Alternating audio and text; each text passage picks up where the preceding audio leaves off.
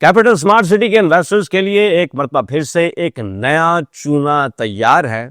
चूना क्या है, किस तरह से लगाए जाने की तैयारी की जा रही है और आपके लिए कौन सी चीजें जानना बहुत ज्यादा जरूरी है, डिस्कस करेंगे आज की इसी वीडियो में। अस्सलाम वालेकुम, this is Sohail Jafri from AJ marketing and builders. AJ marketing and builders Rawalpindi Islamabad के डिफरेंट सेक्टर्स, खास तौर पर Faisal town phase 1, Faisal Margalla city including B17 और फैसल हिल्स में प्रीमियम कंस्ट्रक्शन सर्विसेज दे रहे हैं। अगर आप भी अपने लिए ऐसा घर बनवाना चाहें that you would actually fall in love with, तो हमारे दिए गए नंबर्स पर जरूर राब्ता करें।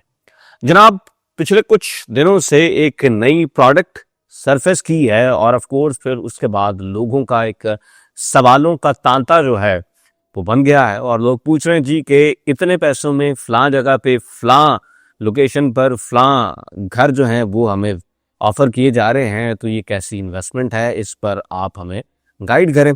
तो आज डिफरेंट पैरामीटर्स को सामने रखते हुए आपको हम थोड़ा सा हिंट देने की कोशिश करेंगे कि what should be your decision about this investment and is it worth investing your hard earn money और नॉट। कुछ डिफरेंट एंगल से देखेंगे और इन एंगल्स को हम प्रैक्टिकलिटी के पॉइंट ऑफ व्यू से जरूर देखें। अब जनाब, पहला एंगल जो है जो देखना बहुत ज्यादा जरूरी है वो ये है कि क्या आप रिहाइश के लिए इन विलाज को ऑप्ट इन करना चाह रहे हैं। तो सबसे पहली चीज ये है कि भाई इस वक्त as we are speaking now नवंबर 2025 का एंड जा रहा है और आपके सामने है सिचुएशन कि फरवरी 2018 में बाज़ाब्ता बुकिंग जो है वो स्टार्ट हो चुकी थी, अगरचे के असल बुकिंग जो है वो इससे पहले भी ओपन हो चुकी थी। इसे आप सॉफ्ट लॉन्च कह सकते हैं, प्री लॉन्च कह सकते हैं, लेकिन अगर आप फरवरी 2018 से ऑनवर्ड ही देखें तो फरवरी 2026 में 8 साल मुकम्मल होने को जा रहे हैं और अभी भी रिहाइश के लिहाज से इट्स वेरी वेरी डिफिकल्ट कि आप अपनी फैमिली को कैपिटल स्मार्ट सिटी में रिहाइश करवा सकें। ये बिल्कुल हकीकत है, इस बात में किसी तरह की कोई एग्जैजरेशन नहीं है, इस बात के अंदर किसी तरह की कोई इल विल इन्वॉल्व नहीं है, ये फैक्ट्स हैं और फैक्ट्स को आप चेंज नहीं कर सकते हैं। जितना मर्जी सेंटिमेंट आप उसके अंदर डालें, फैक्ट्स के सेंटिमेंट्स नहीं होते हैं। हाँ, आप समटाइम्स इन फैक्ट्स को पसे पुश डालना चाहें तो वो आपकी मर्जी हो सकती है, लेकिन फैक्ट ये है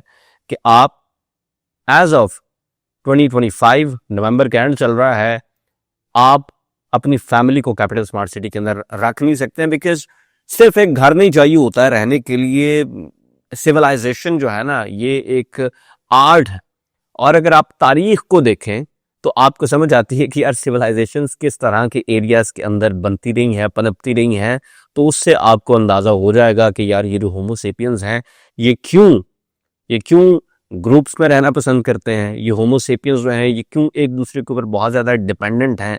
आपको छोटी छोटी चीजों के लिए एक दूसरे की डिपेंडेंस का एहसास हो जाता है। जब आपके घर का नल नहीं चल रहा होता और आपको प्लम्बर चाहिए होता है, फिर आपको समझ आती है। जब आपको इलेक्ट्रीशियन चाहिए होता है तब आपको समझ लगती है। जब आपको दूध, दही, बच्चों के पैम्पर्स, सीरियल्स और इस तरह की चीजें चाहिए होती हैं, फिर आपको समझ लगती है कि यार वाकई में ये ह्यूमंस जो हैं ये क्लोज नेट सोसाइटीज के अंदर क्यों रहते हैं। तो इस वक्त as we speaking capital smart city के अंदर इस तरह की बहुत सारी बेसिक और फंडामेंटल किस्म की जो ज़रूरियात ज़िंदगी हैं जो चाहिए आपको हर हाल के अंदर, वो दस्तयाब नहीं है। आप अपनी फैमिली को वहां पर नहीं रख सकते हैं और कमेंट सेक्शन में मुझे गालियां देने से ये सहूलियात वहां पहुंच नहीं जाएंगी। लेकिन फिर भी अगर आपको लगता है कि गालियां देने से आपका जो क्या उसे कहते हैं कि दिल हल्का हो जाएगा, तो वो तुसी जरूर कर लेना। मतलब उसके बारे में किसी किस्म की कोई ममानियत हो ही नहीं सकती मेरी तरफ से। अब मैं बड़ी देर पहले से कहता आ रहा हूँ कि I've got a very thick skin, और अगर सिर्फ आपकी ओपिनियंस की बेसिस के ऊपर मेरे जैसा बंदा अपनी राय तब्दील करने लग जाता तो मैं फिर बड़ी गलत किस्म की इंडस्ट्री में हूँ। मुझे किसी तरह से पब्लिक डीलिंग वाली इंडस्ट्री के अंदर होना ही नहीं चाहिए था। अब दूसरा एंगल जो है वो होता है कि आप इसको रेंटल पर्पस के लिए इस्तेमाल कर लेंगे। आप ओवरसीज हैं, आप कहते हैं जी मैंने रहना तो नहीं है लेकिन मैं किसी को रेंट आउट कर दूंगा। तो एक सेकंड के लिए आप रुकें और अपने जहन के अंदर उस रेंटल क्लाइंट का, उस टेनेंट का पर्सोना जरा बनाएं कि वो कौन होगा, उसकी एज क्या होगी, उसकी फैमिली के कितने मेंबरान होंगे, और वो इस्लामाबाद में या रावलपिंडी में कहाँ पर काम करता होगा जहाँ रोज़ सुबह 8 बजे उठ के उसने जाना भी है और रोज़ शाम 6 बजे को उसने वहाँ से वापस भी आना है। तो वो सारी चीज़ें ज़रा आप अपने जहन में बनाएं। फिर उनके कितने बच्चे होंगे, वो कहाँ कहाँ पढ़ते हुए होंगे, क्या कोई यूनिवर्सिटी गोइंग बच्चा या बच्ची होगा, और वो किस स्कूल कॉलेज में कहाँ कब कैसे उन्होंने पहुंचना है, और इन तमाम तर चीज़ों को कोऑर्डिनेट आपने करना है। पाकिस्तान के अंदर ये चीज़ें जो है ना वो मैटर करती हैं, क्योंकि हमारे पब्लिक ट्रांसपोर्ट का सिस्टम जो है वो बाकी एरियाज में तो सम हाउ बड़ा ब्रोकन भी है, बट इट स्टिल वर्क्स।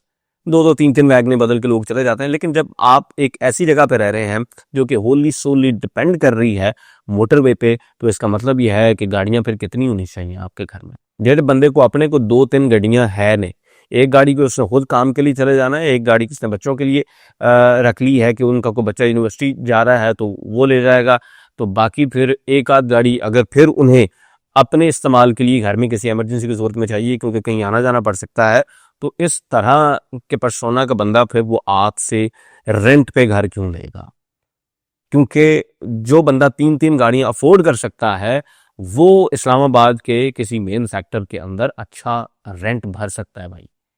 ये फैक्ट्स हैं, इनको आप तब्दील नहीं कर सकते हैं। इन फैक्ट्स को आप मुझे गालियां देके चेंज नहीं कर सकते हैं। इन फैक्ट्स को आप पॉजिटिविटी के साथ चेंज नहीं कर सकते हैं कि I am a positive thinker, I am a positive thinker.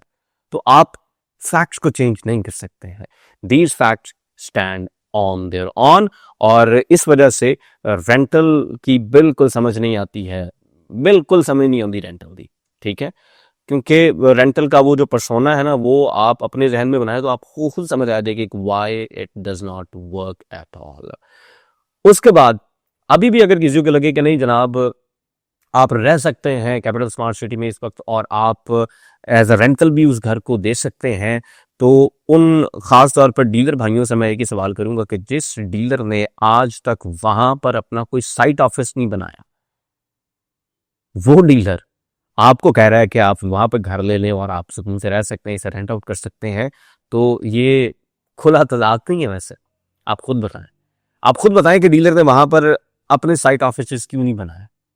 क्योंकि F11 में बैठना कंफर्टेबल है, F11 में बिजनेस करना उनके लिए कंफर्टेबल है, F11 से रोज स्मार्ट सिटी जाना उनके लिए फिजिबल नहीं है।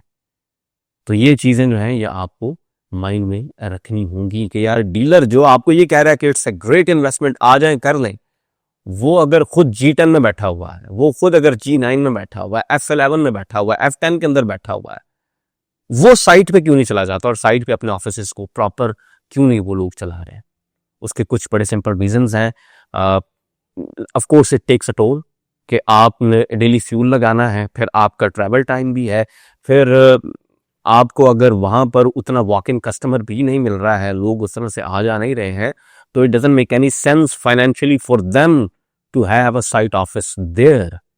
लेकिन आप अपने पैसे वहां पर जरूर लगा दें। एज अ क्लाइंट वो कहेगा कि आप अपने पैसे जरूर लगा दें, ये बड़ी अच्छी इन्वेस्टमेंट है। अब जब हमने 2-3 डिफरेंट एंगल से चीजों को देख लिया है और आप कहते हैं जी कि आप तो कह रहे हैं कि ये कोई अच्छी इन्वेस्टमेंट नहीं है, तो क्या इतने पैसों में कोई और इन्वेस्टमेंट हो सकती है कि नहीं? This is now the right question to ask actually, क्योंकि चीजें हमेशा कंपैरेटिव होती है, हमेशा अपॉर्चुनिटी कॉस्ट इन्वॉल्व होती है, और उस अपॉर्चुनिटी कॉस्ट को जब आप मेजर करते हैं तो फिर आपको समझ आती है कि समटाइम्स अगर आपके पैसे गलत जगह पे लगे हुए हों और दूसरी साइड पे चीज़ें जो हैं वो अगर ऊपर चली जाएं, जो अपॉर्चुनिटीज आपने छोड़ी थी वो आगे को मूव कर जाए, तो फिर आपका असल नुकसान का आपको तब इदराक होता है। तो जनाब 1,85,00,000 रुपए अगर आप 1 साल के अंदर लगा सकते हैं तो फिर आपके पास बड़े अच्छे ऑप्शंस जो हैं वो ऑलरेडी अवेलेबल है। उनमें से सबसे अच्छा ऑप्शन यह है कि किसी ऐसी सोसाइटी में आप 5 लाख पहले स्टेप के अंदर प्लॉट लें जो कि किसी प्रैक्टिकल लोकेशन के ऊपर है, जहां पर लोग ऑलरेडी आ रहे हैं, रह रहे हैं, आबाद हो रही है वो सोसाइटी। वहां पर आप अपने लिए प्लॉट देखें। जितनी एक डाउन पेमेंट आपने देनी है 30% फॉर एग्जाम्पल, तो कोशिश करें कि इसके आसपास में आप एक प्लॉट ले लें किसी प्रैक्टिकल जगह पे, जहां पर इस वक्त लोग आ भी रहे हैं और जहां से आना जाना भी आसान है, और जहां पर इस वक्त आबादकारी चल रही है, उसके बाद आप अगले 2 साल में स्टेप बाय स्टेप अपने घर की कंस्ट्रक्शन कर लें। तो ना सिर्फ आप एक प्रैक्टिकल जगह के ऊपर घर भी बना लेंगे, बल्कि उसको रेंट आउट भी कर सकते होंगे और आप खुद रह भी सकते होंगे, और उसके साथ साथ आप ये घर सस्ता भी बना लेंगे। आपके इस लिहाज से भी पैसे बच जाएंगे। तो 2 साल बाद जब आपका घर तैयार होगा, आप बेचेंगे, तो ना सिर्फ वो घर बिकेगा बल्कि आपको प्रॉफिट भी देके जाएगा। इस तरह के ऑप्शंस मार्केट में अवेलेबल हैं। You just have to stop looking at that dedicated interchange. अगर आप सिर्फ उस डेडिकेटेड इंटरचेंज को जहन से निकाल दें, जिसके ओपन हो जाने के बाद भी अभी तक आपने एक टका नहीं कमाया, तो फिर आप सही डायरेक्शन के अंदर देखना शुरू करेंगे। Then you would start thinking about the factors जो कि असल में मैटर करते हैं किसी सोसाइटी की तरक्की के लिए और इन्वेस्टर्स की प्रॉफिट के लिए, और वो है आबादकारी। जब तक प्रोजेक्ट आबाद नहीं होगा, जब तक प्रोजेक्ट लिवेबल नहीं होगा, जब तक वहां पर फुटफॉल नहीं आएगा, आप जितने मर्जी इंटरचेंजेस बना के बैठे रहे, रहमान फारिस वाली बात ही होगी कि बैठे हैं चैन से, कहीं जाना तो है नहीं। जनाब, जो मेरे पास कहने के लिए था आपके सामने रखा है। बाकी अब आपकी ओपिनियंस वो जाएंगी कमेंट सेक्शन के अंदर। अपनी ओपिनियन से जरूर हमें आगाह कीजिएगा। इंशाल्लाह मिलेंगे अगली वीडियो में। अल्लाह हाफिज।